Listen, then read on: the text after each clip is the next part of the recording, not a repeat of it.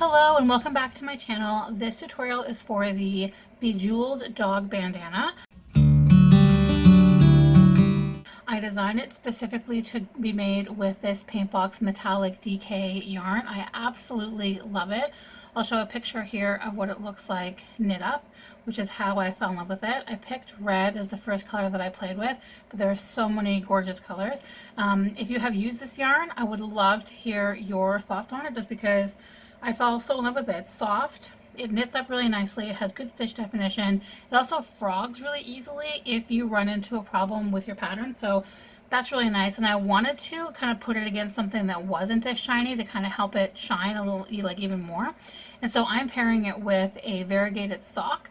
If you see my other videos, you probably already know I love holding variegated sock yarn double, because you never know what you're going to get. It's always a fun sort of color surprise. So I'm using that, but you can definitely use a plain sock. You could even use the Paintbox sock solids in the complementary red to go with this for the variegated portion, or you could mix it up and use whatever you want. But I'm holding sock double for the contrast color, and this is my main color. You're also just going to need stitch markers, and gauge isn't so important because, like I said, it's a bandana, which essentially is like a dog shawl. So gauge is not that important. The yarn itself calls for a 4mm needle, but I'm going to use a 3.5mm just because I feel like it gives me the stitch definition that I'm looking for, but that may be different with your gauge. It's totally up to you. The stitch markers I'm using, as always, are the Cocoa Knits small colorful stitch markers. Sometimes I use the swirlies if I'm using needles larger than 4.5mm, but we're safe today. Now I just took out 2 blue ones. We only need 2 right now. So I use blue just because they'll contrast well with the red. You can use whatever cast on you want. I'm jumping in with the long tail cast on. I've just got my slingshot here. I'm just going to cast on 3.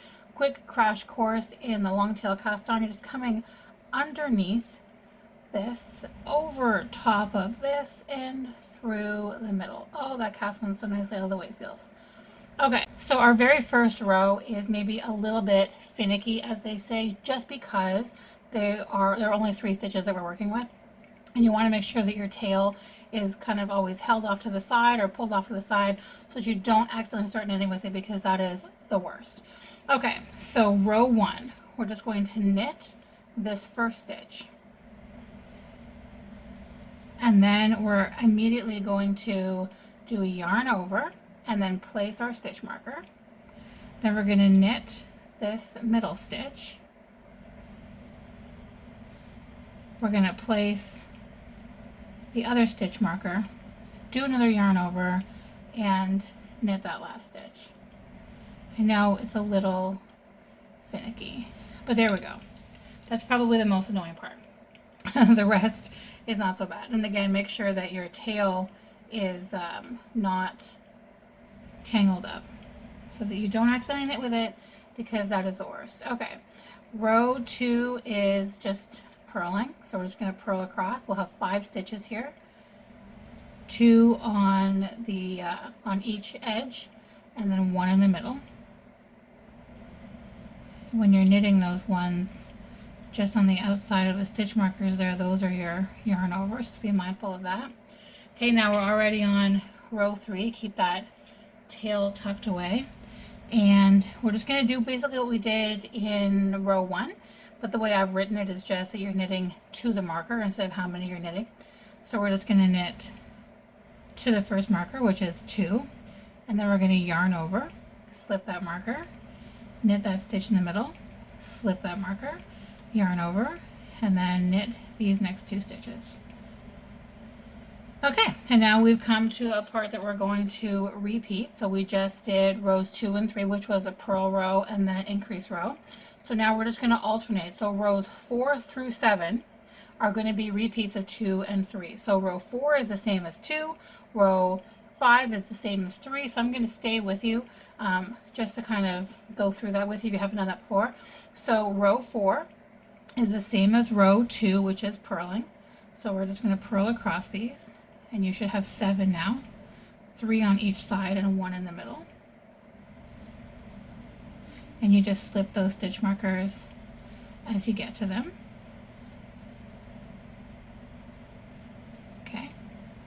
And now we're on to row 5, which again is a repeat of row 3. So we're just going to knit to the first marker.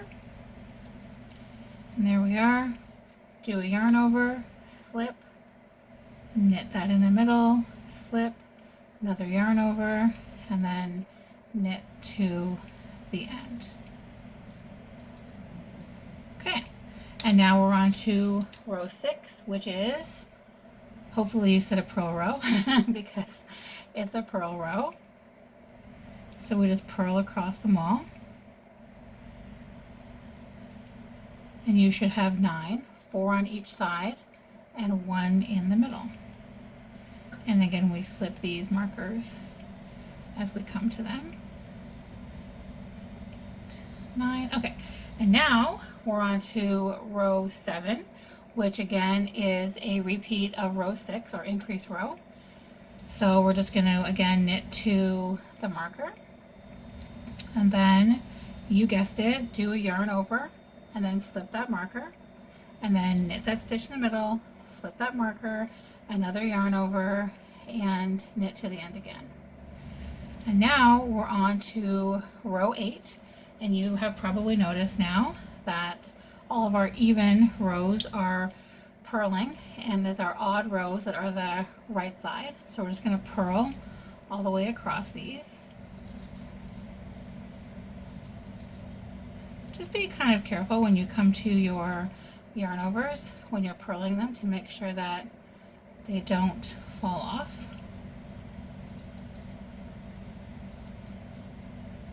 Okay, so this is the end of row 8. Now we're on to row 9, which is the very first bobble row. So this is what it should look like so far, where you've got plain knitting on either side, and then you have these little lacy yarn over holes in the middle there. That's what we're looking at so far. Now we're going to add bobbles, and you know what, I'll stay zoomed in to show you this. So stitch counts are in the pattern, but I'm going to come along with you. We're on row 9, our first bobble row. So we're going to knit 2. So just knit 2. Now we're going to make a bobble.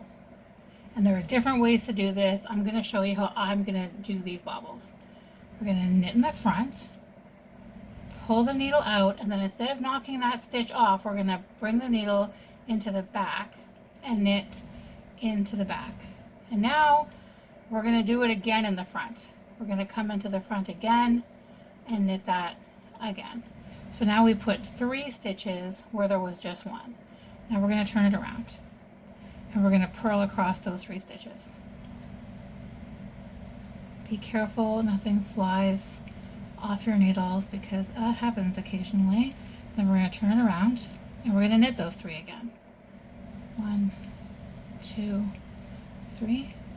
Now we're going to turn it around, and this time we're going to purl this first one, and then we're going to purl the next 2 together. Now we're going to turn it around again, and now we're going to knit these last 2 together.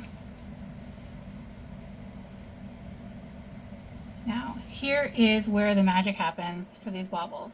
We're going to bring this yarn to the front of your work. We're going to take the stitch that the bobble is on, we're going to slide it onto your left needle.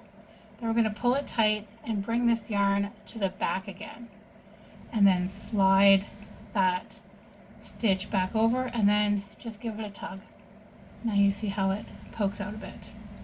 Okay, come back down here, and now we're just going to knit to this marker again, do our yarn over, slip that stitch, knit that stitch in the middle, slip that stitch, do a yarn over, we're going to knit 2, and then we're going to make this bobble again. I'll show you from down here this time. We're going to knit into the front, knit into the back, knit into the front again, turn it over, purl 1, 1, 2, 3 stitches, turn it back over, knit these 3 stitches.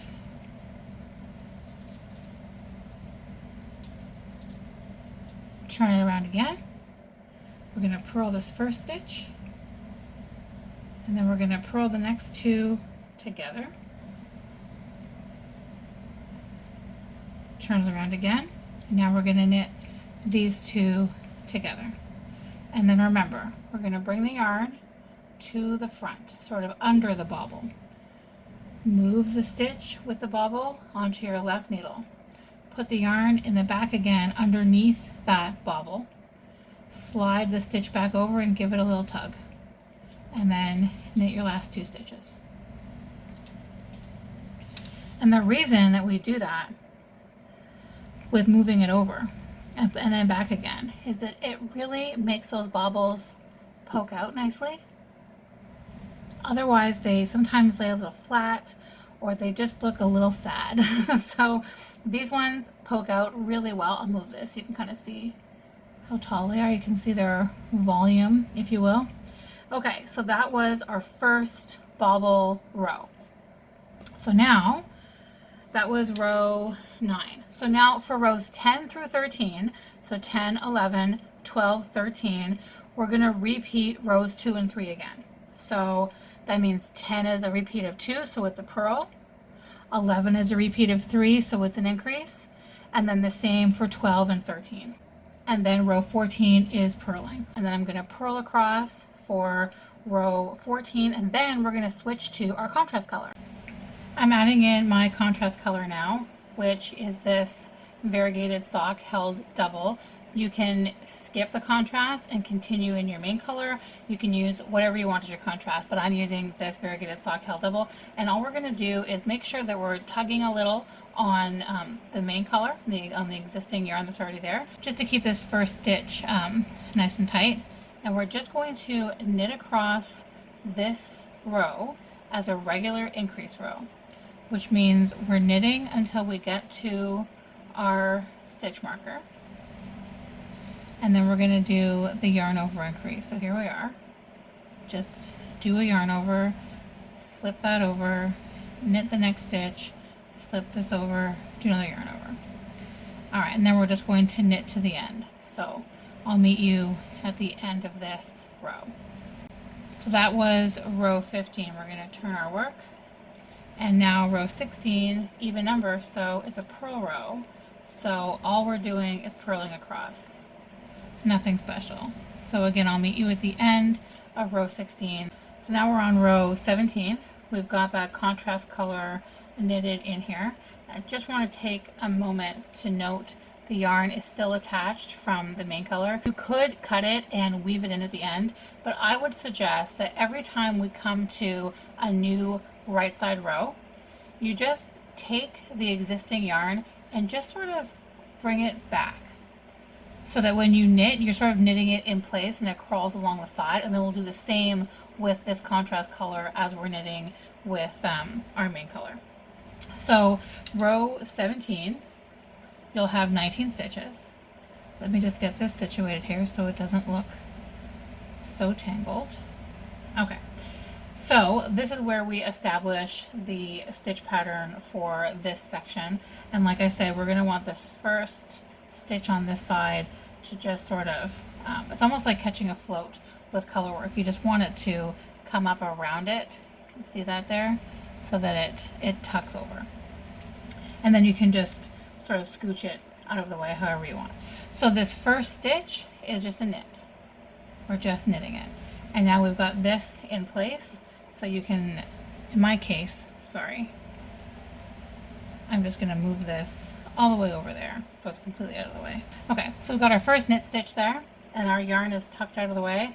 Next we're going to bring the yarn to the front and then slip the next stitch and then bring the yarn to the back again. So we're just going to wrap it.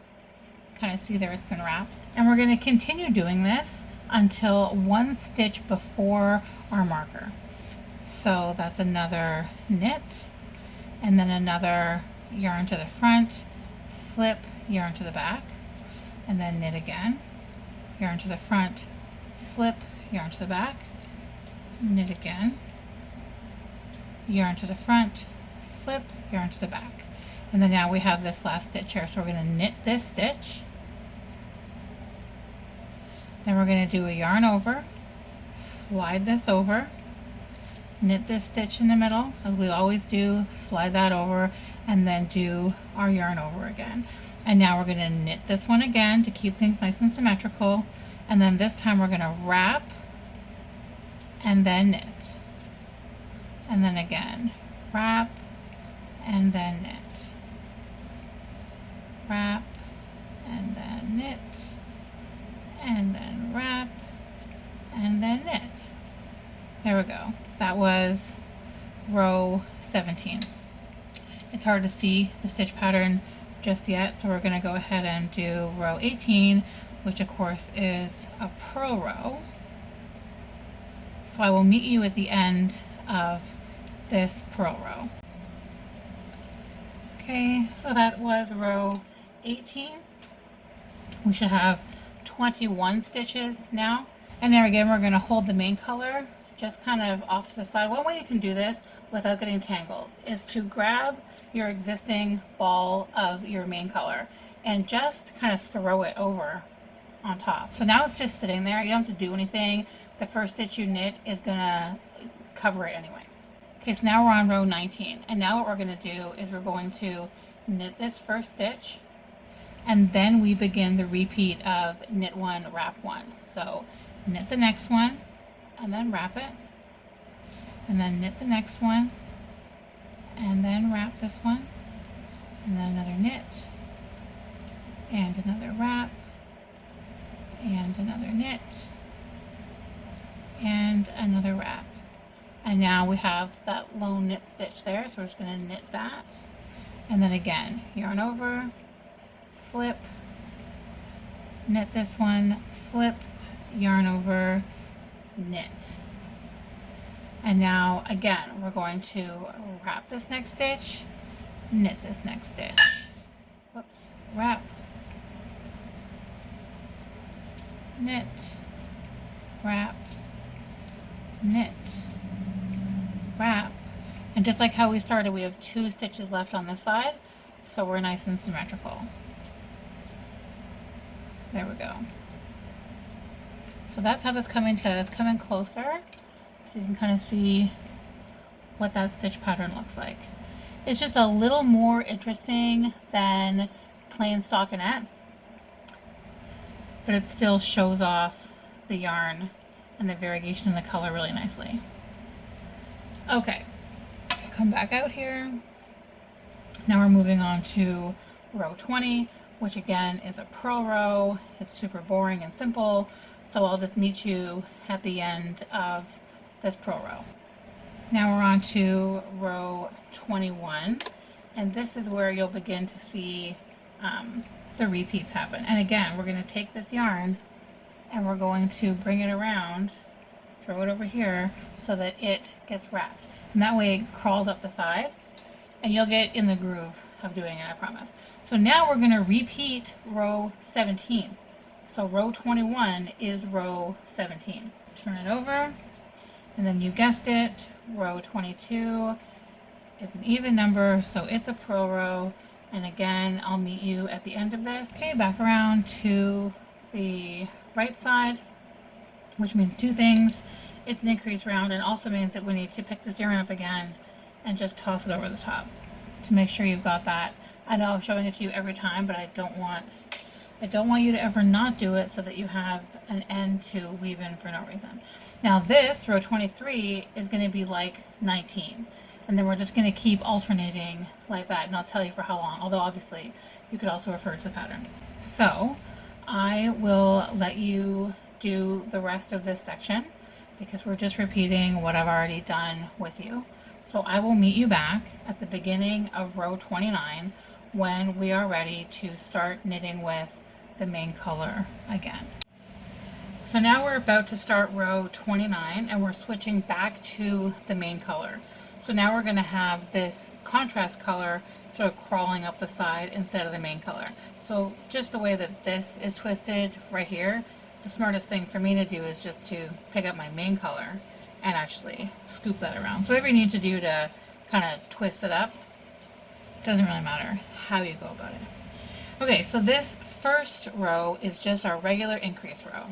So we're just going to knit to that center marker and then do our increase.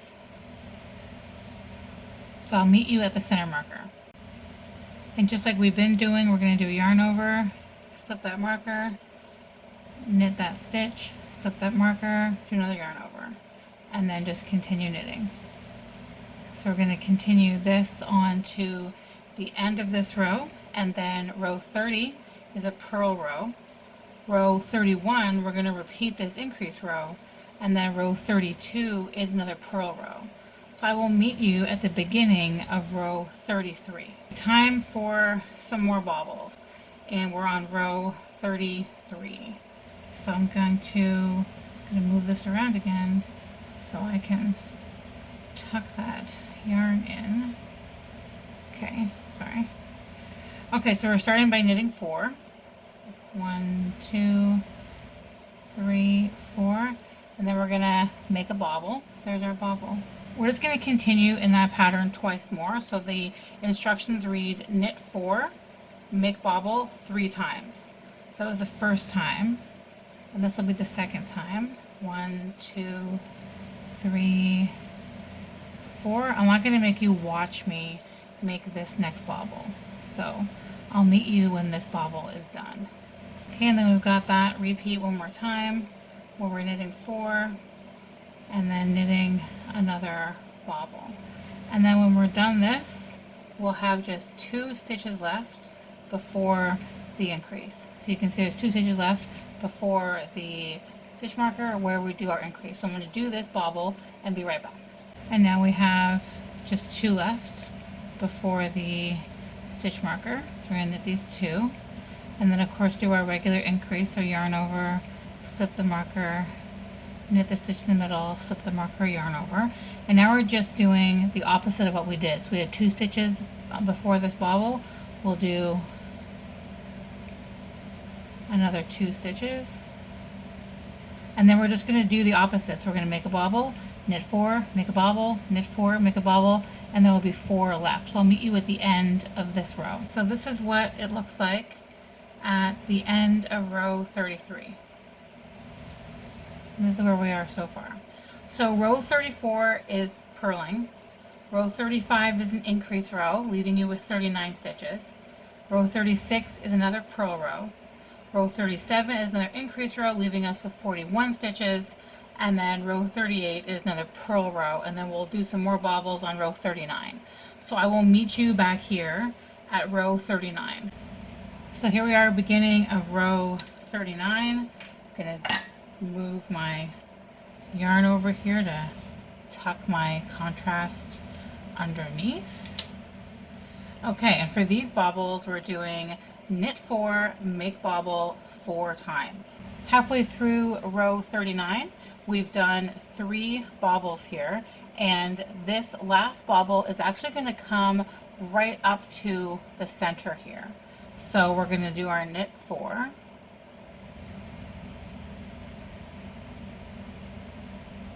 and then we're going to make our bobble on what was a yarn over right up against the stitch marker.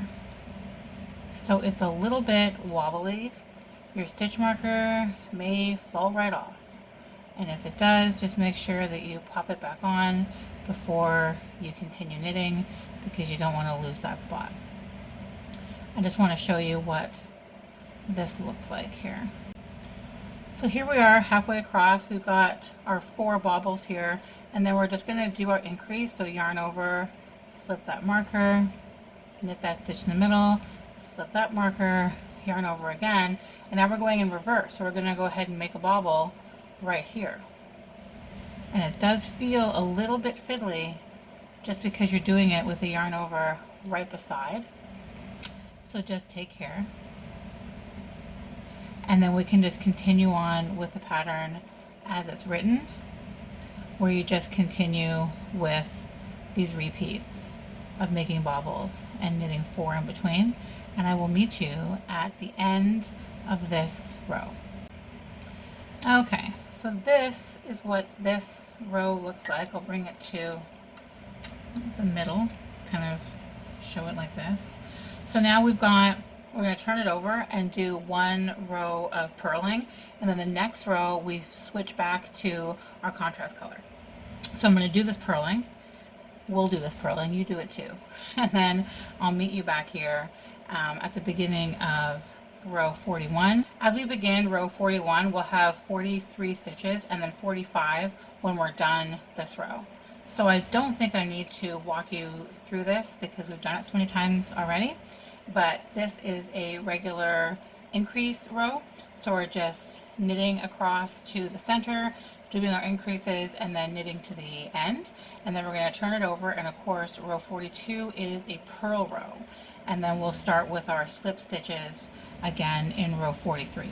So I will meet you at the beginning of row 43. Just do this increase row and then flip it over and do a purl row, and then I will meet you when we start doing our slip stitches again.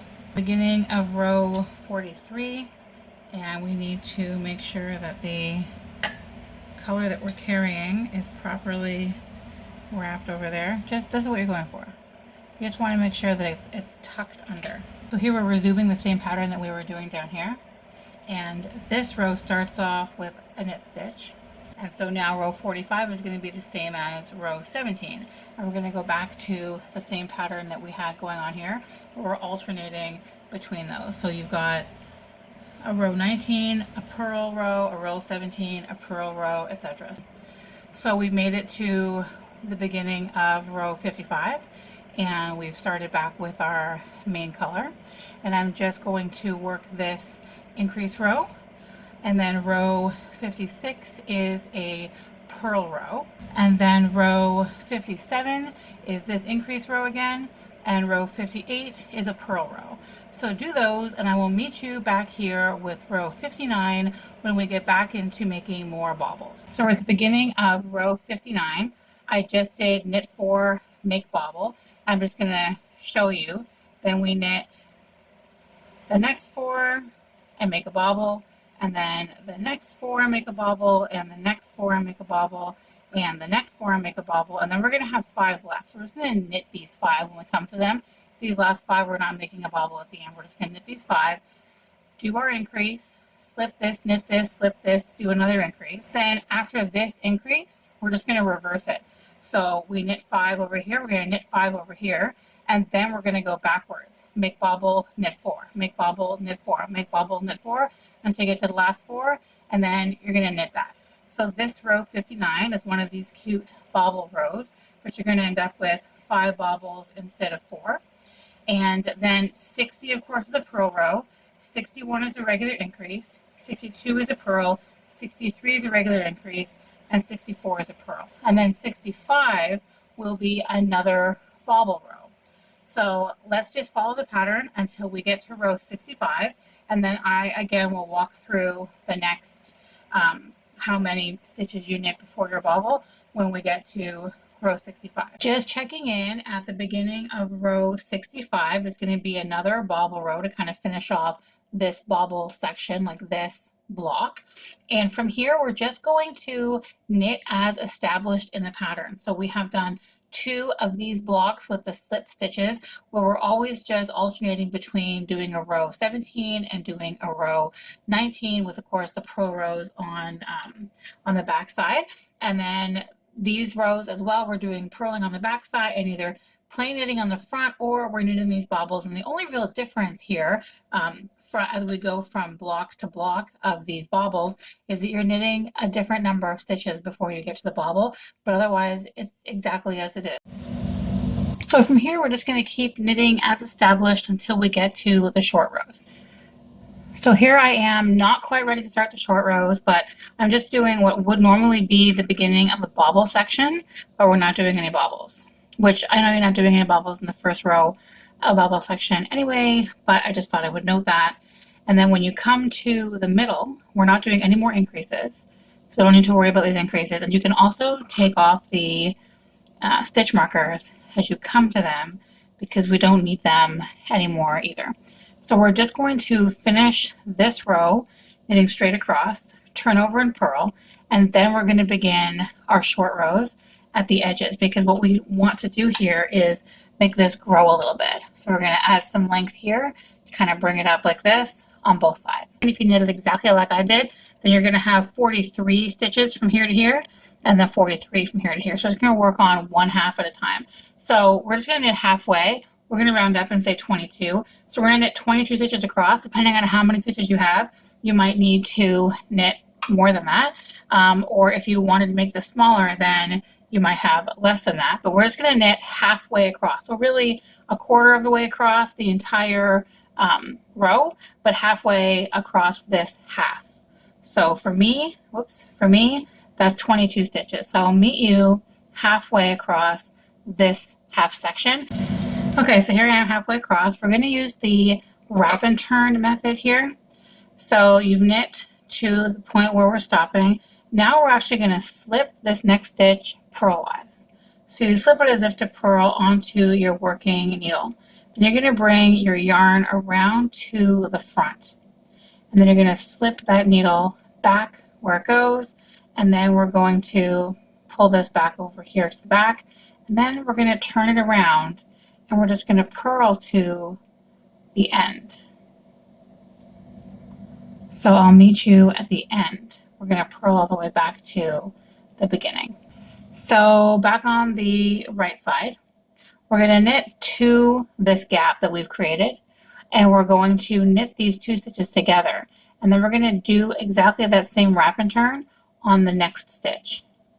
So I'll show you what I mean when we get to it. So just knit to the gap, and I'll meet you there.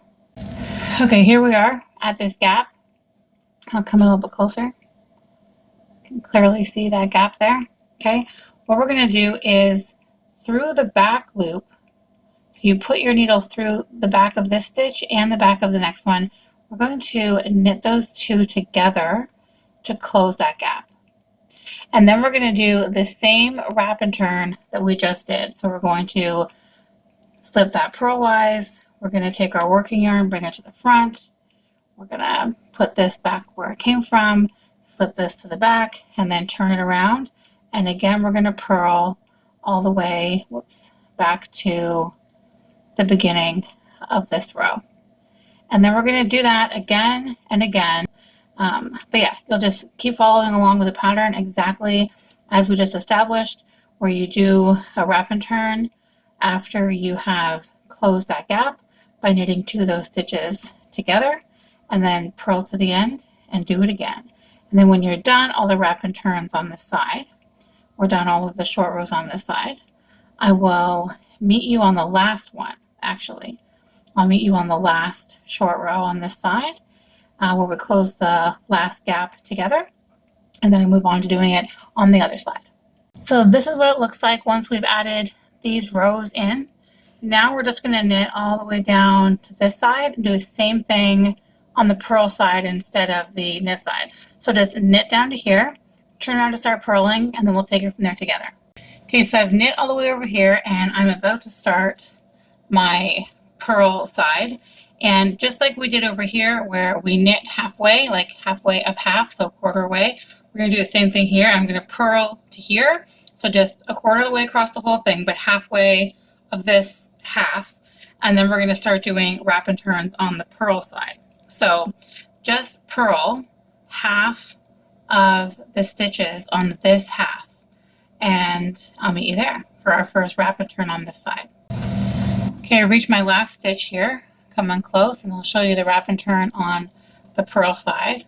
We're going to slip the stitch knitwise, bring the yarn to the back, put that stitch back where we got it from, and then bring the yarn to the front again, and then turn it around. And now we're just going to continue knitting as you normally would. We're going to go back to the beginning and then turn around and purl across until we get to these two, till we get here to this gap, and I'll meet you there. Once you reach that gap, purl these two stitches together. Then again, slip this stitch, put the yarn in the back, slip the stitch back, put the yarn in the front, turn it over, and knit to the end again. Just keep doing that to create a wedge on this side that mirrors the wedge on that side. When you get to your last wrap and turn on the purl side, it's going to look like this. So it's even, but you don't want to stop in the middle. So even though I don't have another wrap and turn to do here, I just purl these two together to bridge the gap there. I'm just going to keep purling to the end. And that's how I'm going to finish this off, by going all the way across. So from here, we're going to do a stretchy bind off, which I've shown in other videos, but in case you've never done it before, I'll show you here as well. It's very, very simple and super handy. You need a bind off that's just nice and stretchy. So we're just going to knit the first stitch. Then you bring the yarn to the front of the work and knit the next stitch. Now we're going to bring the yarn over, and the first stitch that we knit, we're going to scoop them up and pass them over this first stitch. And it may be easier, like it is for me right now, to do those, slip them individually. So again, first stitch is already done, yarn over, knit one. If your tension is loose enough, you can scoop them both, or you can scoop one at a time. For me, it's not really the tension, it's this yarn. Don't want to hurt it. So I'm just going to do them individually. But yeah, so just yarn over, knit one, and then pass both the yarn over and the first knit stitch over the second. And it does make a really nice stretchy edge. This needs to be blocked, obviously.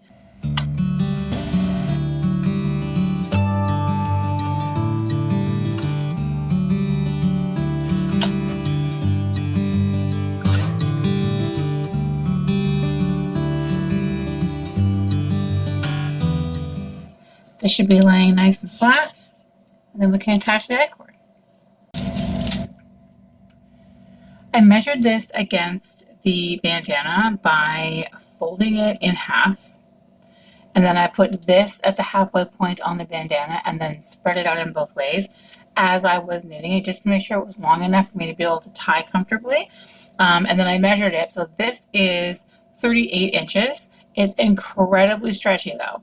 So we're going to pull it out to knit it onto the bandana itself, which finished blocking. I'll show you that. Here we go. It's nice and dry now. So I'm just going to pull these pins out. This very top part lies pretty flat. So I'm actually going to start in the middle and work out this way and out this way, because I just want to make sure that we are exactly where we should be. So this is halfway through, that's halfway through. I'm just going to go like this, and I'm just going to attach it right to the top of this bind off row, so that the bind off row is hidden. And of course I'm going to use the same yarn that I knit it with. It's pretty self-explanatory, but I will take you through it anyway. Take a decent length, but not so much that you're going to get tangled, because that's not going to do anybody any good. And just thread your needle, and we're going to weave in the back end, so you don't need to worry too much about that. You want to come up from the bottom, so it's going to come through the bind off edge and through the I-cord, leaving a nice tail to weave in. You don't want it to be too short, so that's how long my tail is there. And then we're just going to go through the next stitch of the I-cord and the next stitch of the bind off. And don't pull too tight here, because if you do see, it'll pull your tail. And then just continue doing this all the way across. You can see, you can't even see.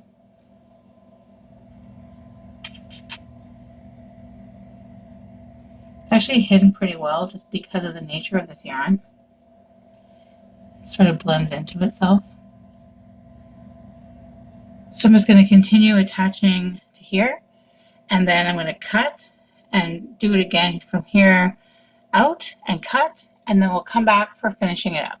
Okay, so now we've got an attached I-cord. So now I'm just going to flip this over, and I'm going to weave in my handful of ends here, and then we'll move on to the finishing. Okay, so our ends are woven in, we're blocked. You can stop here and be happily finished, and this will look adorable, and you can do a matching hair bow for yourself if you like. However, I would like to add a teeny tiny tassel down here, a very small one. Normally when I make tassels, I use this book, and that makes a tassel be about this tall. But for this tiny tassel, I'm going to use this hilariously small book. It's a relic from a very long time ago. Anything about this size will do, and I'm going to show you how to make a tassel with a book. Okay, so this is how you can use any size book, but obviously the bigger the book, the bigger the tassel. I'm looking for a tiny tassel. So we're just going to hold the yarn in place like this and come around like this. Some people will literally count out how many wraps they do. That's up to you. I'm just looking at it like I want it to be puffy, but not too puffy, because again, I want to keep it sort of small, but I still want it to look full. Which is why I'm doing it over a small book that's still winding quite a bit. The larger your yarn, or the thicker your yarn, obviously the less you're going to need. So I think that's pretty good. And then now when we come to the bottom again, we're going to hold it in place with our other hand there and cut. Okay. Now we're going to slide this off, but as we're sliding it off, you want to maintain the hole, like you don't want it to get tangled up. So it's going to be tight. As you come to the end, kind of slip a finger in just to make sure that it stays like that. Okay. Then you'll take another length of yarn and tie it through here to maintain your little bundle. I'm just going to tie this knot. I'm going to double knot it, you know, for security's sake, but some people knot it even more than that. I think two is good. Okay, you know what? Let's do 3. I don't want it unraveling while I'm showing you how to do it. And that'll be how you hang it or whatever. Okay, now we're going to cut this bottom part. And this is where your sharp scissors come in, similar to doing a pom-pom. Just want to make sure that you're at exactly your halfway point here.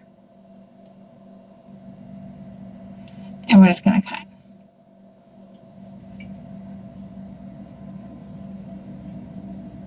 There we go. Okay. Now we have some sort of yarn monster. And from here, whoop, there we go. And then from here, we also want to secure it around the middle to actually make it be a proper tassel. So we're going to take another length of yarn, and we're going to come underneath it. And you want to give, some people give an inch, some people give half an inch, like really, it's personal preference. How much of the poofy part you want at the top and how much of the dangly part you want at the bottom. Those are technical terms, poofy part, dangly part. So just want to, there you go. And I would do this several times. I will usually knot this 2 or 3 times, at least 3 times. At least. Okay. And then to make this part be nice and more polished looking, we're just going to pull these pieces together and wrap it around. All the way around. You don't have to do it so many times, just enough so that it looks, see what I mean, how it looks more polished when that's like that. And then you're going to just kind of choose which is the back, and you're going to tuck this under the back. Now, if it's tight, like mine is, and it should be, you might want to actually thread your darning needle and then kind of weave it through with your darning needle instead of trying to do it by hand. It's a little bit fiddly, but at least you know it's going to hold in there. And then we'll cut that. There you go. And then you just want to even out the bottom. But this would also let you make a much shorter pom-pom than you probably would be able to if you were just trying to make one this short by wrapping it around a book. There we go. Cute little tassel. And then this is going to go right here. I feel like it's pretty self-explanatory, but it may not be. I'm actually going to thread the needle with both ends for a little more security. This is one of those endeavors where you're just going to have to find the spot that works on your project. You know, like maybe it's a cast on, we're going to come up a little bit on each edge here. I'm going to come up a couple stitches on the left, and then I'm going to come back down them, back through the point, and then I'm going to come up a couple stitches on the other side, just to make sure that we're really secure, because there's not a lot down here at the back to secure it. I'm going to come back down to the middle again on this side. Go, flip it over. Come on down here. No problem. Just rethread it. And I'm just going to weave it in a little bit back here, coming up the side a bit just to weave it in. This is not for security anymore. This is just to make sure we've hidden this tail sufficiently. I'm going to snip it. And there you have it. Ta-da! So I'm going to get some glamour shots of Nacho wearing this. I hope you found this tutorial helpful. If you did, give it a thumbs up and leave a comment. Remember to also subscribe so you don't miss any new videos, and you can follow along on Instagram for behind the scenes content. Thanks guys, bye.